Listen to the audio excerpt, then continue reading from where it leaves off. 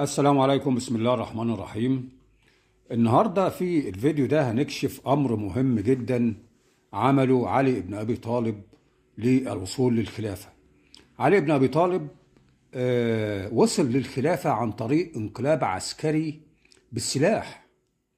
إزاي؟ هنقول لكم يعني ده تم إزاي. علي بن أبي طالب طبعا أهل السنة والجماعة بالذات يعني مخدوعين فيه خديعة كبرى على مدار 1400 سنة، نتيجة إن تم تسريب معلومات خطأ عنه عن طريق المشايخ المندسين ما بين أهل السنة والجماعة اللي هم أتباع وأزيال الشيعة المجوس الفاطميين اللي هم متخفيين ما بيننا. ما هو الشيعة الفاطميين، خدوا بالكم من النقطة ديت، حكموا الدول العربية الإسلامية 262 سنة. 262 سنة حكمونا الشيعة الفاطميين، وكانوا من أعدى أعداء الإسلام ومن أعدى أعداء للصحابة اللي هو أبو بكر الصديق وعمر وعثمان رضي الله عنهم، وبيكفروهم تكفير كامل، وبيكفروا جميع من هم يتبعوا الثلاث صحابة. فالناس لما صلاح الدين الأيوبي لما قضى على رأس الحكم الفاطمي، الناس اللي هي تشيعت، ما انا بقول لحضرتك ان هم حكمونا 262 سنة، يعني مدة كبيرة جدا. بالتالي اكيد في ناس من المسلمين السنة تم تشيعهم للشيعة الفاطمية واعتنقوا المذهب بتاعهم او الطائفة بتاعتهم او معتقداتهم، وعندهم كراهية شديدة لأبو بكر وعمر وعثمان، وبيعظموا ويألهوا في علي بن أبي طالب. طب بيعظموه ويألهوه ليه علي بن أبي طالب؟ اشمعنى علي بن أبي طالب يعني اللي بيعظموه ويكبروه في الصحابة؟ هنقول لكم دلوقتي. علي بن أبي طالب كان دايما الصحابة، كان دايما الشورى بعد الرسول عليه الصلاة والسلام بعد ما توفى، كان اللي بيتولى الخلافة كان عن طريق الشورى، يعني مجموعة من الصحابة متولين اللي هم اللي اختاروا الخليفة الجديد. فكانوا دايما يتجنبوا علي بن ابي طالب، ما يختاروش علي بن ابي طالب خالص. ليه؟ لان هم شايفين ان علي بن ابي طالب ما فيهوش المواصفات ان هو يقدر يحكم الدولة الاسلامية اللي لسه ناشئة بعد الرسول. خلاص. فكانوا دايما يعني يتجنبوه ويختاروا حد تاني من الصحابة.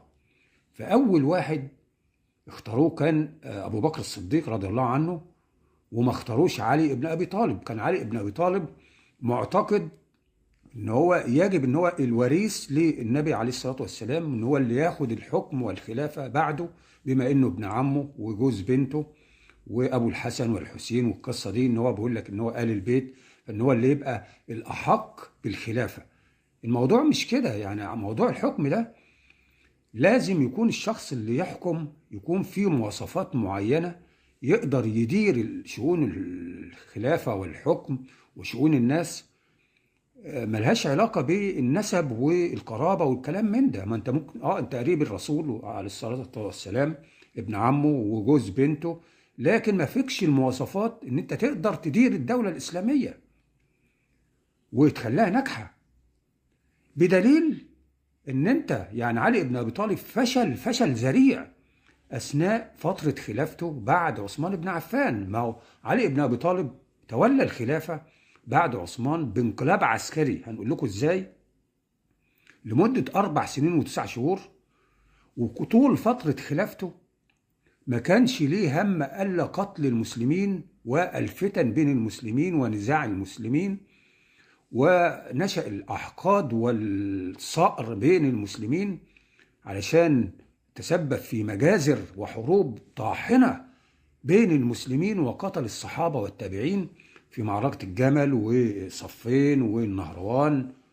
وما كانش في فترته إلا حروب بين المسلمين، وتوقفت الفتوحات تماما وتوقف نشر الإسلام، وما كانش ليه هم إلا قتل المسلمين وتفرقة المسلمين.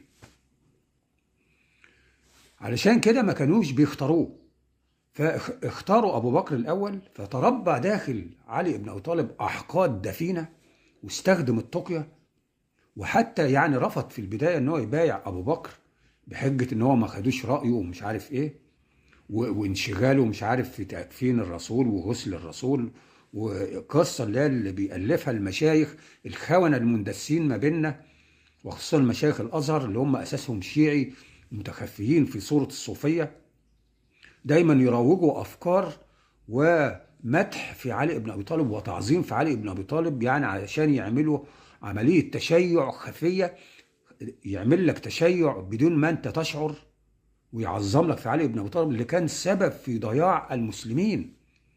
وعلي بن أبي طالب خد بالك من النقطة دي، هو أول خارجي في الإسلام وأول طائفي في الإسلام، وهو إمام وزعيم الشيعة المجوس، هو وأولاده وأحفاده الأئمة ال 12. مش هم دول أئمة الشيعة المجوس اللي هم بيكرهوا الإسلام كره رهيب، وبيكفروا الصحابة بيكفرونا احنا، بيكفروا الصحابة، وبالتالي بيكفرونا احنا عشان احنا أتباع أبو بكر وعمر وعثمان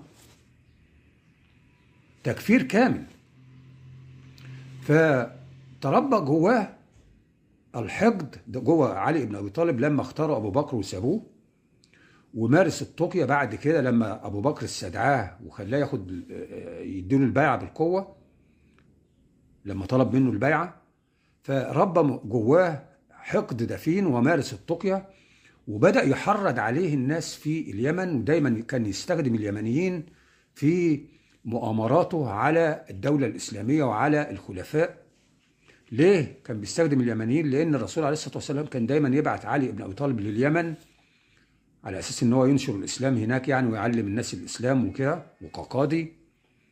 فكان بيخلي الناس اللي هناك تدخل الإسلام ولائهم ليه هو لعلي بن أبي طالب، مش ولائهم للإسلام أو للرسول. خدوا بالكم من النقطة ديت. وأصبحوا اليمنيين شيعة علي، مش مسلمين خالصين للإسلام وللرسول، لا ده أصبحوا أتباعه هو زعيمهم، يأتمروا بأمره وأصبحوا بيعبدوه. تمام. فكان بيستخدمهم اليمنيين في مخططاته ضد الإسلام والمسلمين وضد الخلفاء. فاستخدم اليمنيين ضد أبو بكر إزاي؟ إن هو لما أبو بكر اتعين خليفة وسابوه هو، فحرض الناس هناك إن هم ما يدفعوش أموال الزكاة لأبو بكر علشان يخنقوه اقتصاديا ويخنقوا الدولة الإسلامية الوليدة اقتصاديا. فما يقدرش أبو بكر ما يقدرش يجهز الجيوش ويعمل فتوحات وينشر الإسلام، وعلشان يعجز أبو بكر. كل ده في الخفاء، وفي الظاهر إن هو موالي لأبو بكر ومبايعه ومش كلام من ده، مع إنه بايعه بعد 6 شهور كراهية في أبو بكر، وكان طمعا في الخلافة. خلاص. فحرض الناس إن هم ما يدوش الزكاة لأبو بكر، وتآمر برضه بعد كده لما برضه تجنبوه وما اختاروهوش بعد أبو بكر ما توفى واختاروا عمر بن الخطاب، اتولى عنده حقد دفين أكبر، وتآمر على قتل عمر بن الخطاب. ايه الدليل على هذا الاتهام؟ طبعا انت مش مصدق. الدليل ان الخنجر اللي هو اتمسك مع ابو لؤلؤة المجوسي اللي قتل بيه عمر بن الخطاب كان ليه نصلين، كانوا دايما يصنعوا لعلي بن ابي طالب سيوف وخناجر لا نصلين كده زي اللي حضرتك شايفه ده كده، كان دايما بيستخدمها. فلاقوا الخنجر من نفس النوع اللي كان بيتصنع لعلي بن ابي طالب اللي اتقتل بيه عمر بن الخطاب عن طريق ابو لؤلؤة المجوسي.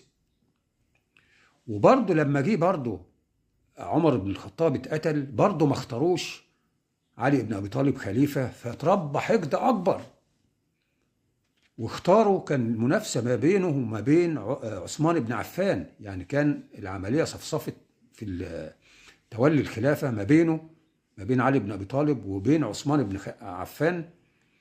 فتركوه برضه واختاروا مين؟ عثمان بن عفان. فطبعا يعني حصل له حاله مش طبيعيه، فتآمر على عثمان بن عفان عن طريق اليمنيين برضه وقتله علشان يوصل للخلافة، ونجح فعلا في المرة ديت. ازاي؟ ال3 فرق اللي حصرت عثمان بن عفان رضي الله عنه في المدينة المنورة وحصروه وقت الحج وقتلوه، كان اللي بيحرضهم كان علي بن ابي طالب، لان كان قاده الثلاث فرق دول، الثلاث مجموعات اللي حصروا عثمان بن عفان وقتلوه، كانوا من اليمن، اتباع علي بن ابي طالب. كان قاده المجموعه بتوع مصر كان عبد الله بن سبأ من صنعاء من اليمن، وراح قعد في مصر. والقائد الثاني بتاع مجموعه مصر كان اسمه واحد اسمه عبد الرحمن الغفقي، كان برضه من اليمن وقعد في مصر، وتولوا المجموعه بتاعه مصر. والمجموعه بتاعه الكوفه كانت بقياده واحد من اليمن اسمه زيد ابن صوحان العبدي، كان من اليمن. ده كان متولي المجموعه بتاعه الكوفه في العراق. والمجموعه الثالثه من البصره كان بقياده واحد برضه من اليمن، كان ابن عم زيد ده بتاع الكوفه، كان اسمه حكيم بن جبله العبدي، كان من اليمن برضه، تولى المجموعه بتاعه البصره. والثلاثه راحوا حصروا عثمان بن عفان وقت الحج وقتلوه بتحريض وقياده مين؟ علي بن ابي طالب. ولما ايه الدليل على صحه هذا الكلام؟ ما انت ممكن تقول ايه الدليل؟ الدليل هجيبه لك. الدليل ان علي بن ابي طالب لما تولى الخلافه بقى بعد الموضوع ده، بعد ما قتلوا عثمان بن عفان، كافئ هؤلاء القتله وعين القتله دول الخوارج دول قادة على الجيش بتاعه بتاع علي بن ابي طالب.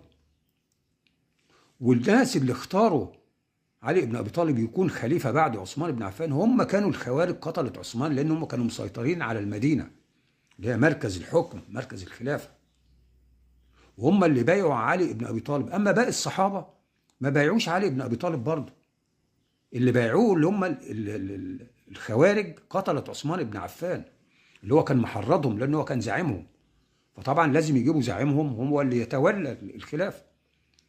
فقعد 6 شهور.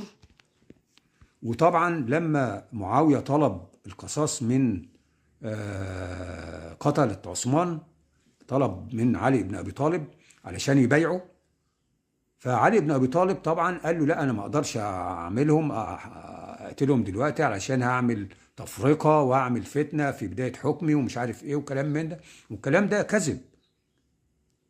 ايه الدليل؟ ان هو بعد كده معاويه والمسلمين في الشام تفاجئوا ان علي بن ابي طالب ترك المدينه وخد الخوارج دول طلعوا على الكوفه، المركز الاساسي بتاعهم في العراق، ولجأ لهم هناك وترك المدينه خالص، وكون جيش ونصب هؤلاء القتله. هو ده الدليل بقى، نصب هؤلاء القتله قتله عثمان قاده على الجيش بتاعه. مش ده دليل على ان هو المحرض والقائد ليهم على قتل عثمان طبعا في الخلافة والحكم والدنيا؟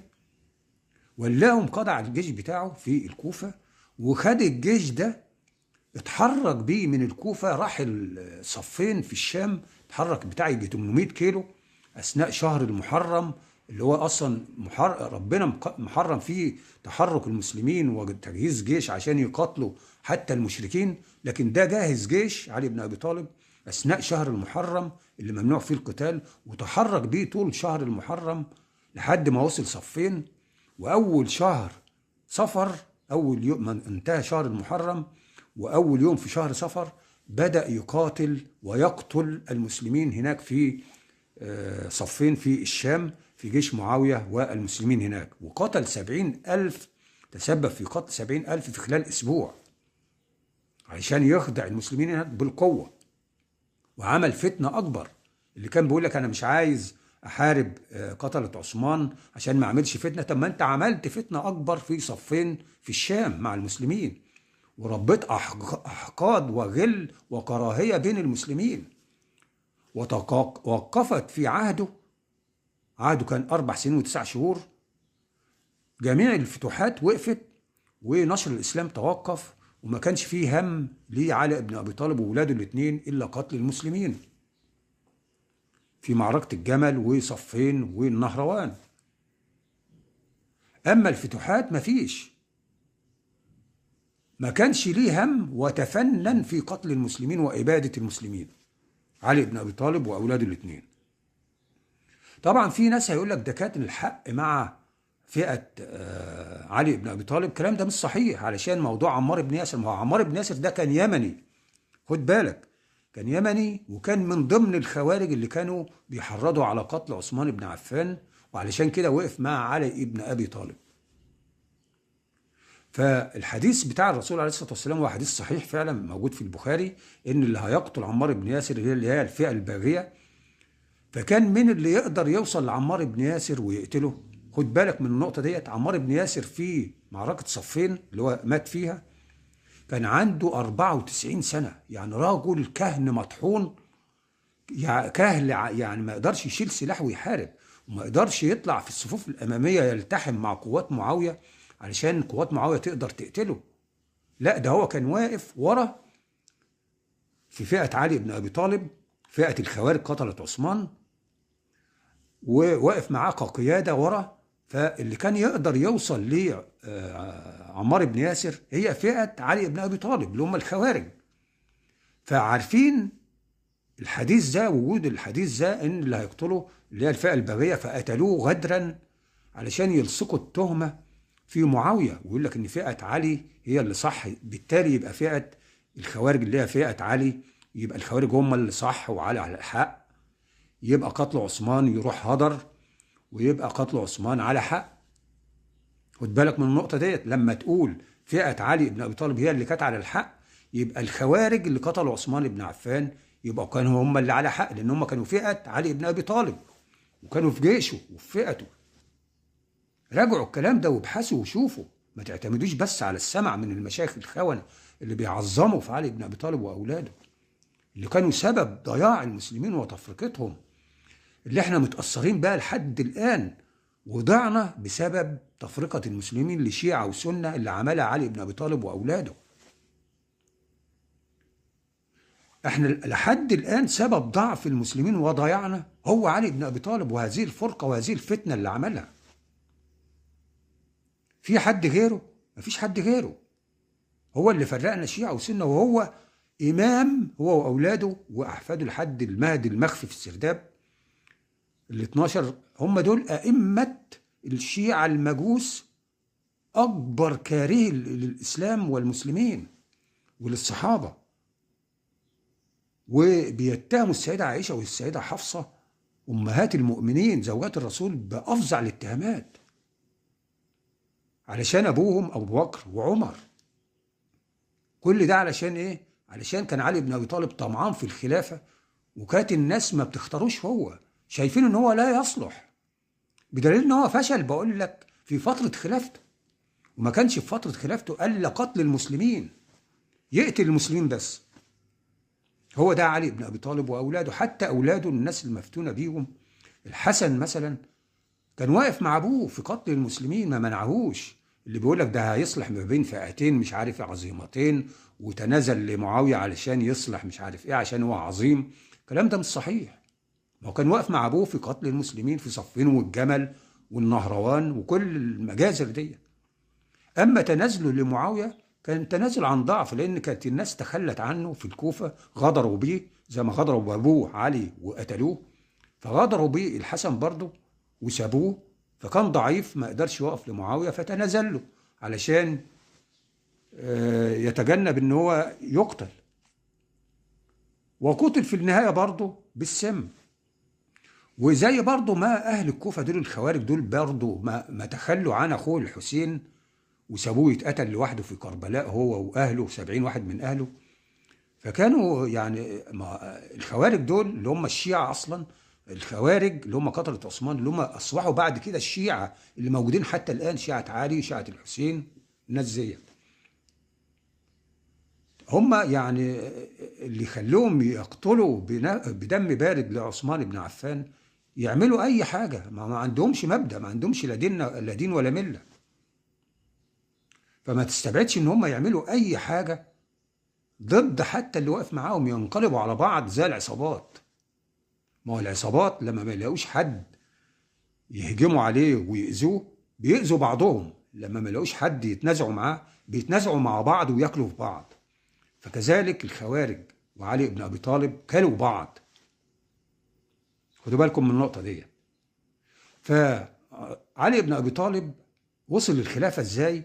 لما تآمر على عثمان بن عفان عن طريق اليمنيين وحصروه وقتلوه، قدر يوصل للخلافة، لأن هم اللي بايعوه. الخوارج دول هم اللي بايعوه بالقوة، وما قدرش حتى يسيطر على الدولة الإسلامية كخلافة. يعني الشام كله كان منعزل عنه، منفصل عنه، ما كانش تحت أوامره يعني كان الشام انقسمت بقى الدولة الإسلامية نصين، نص مع علي ونص مع معاوية طول فترة خلافته.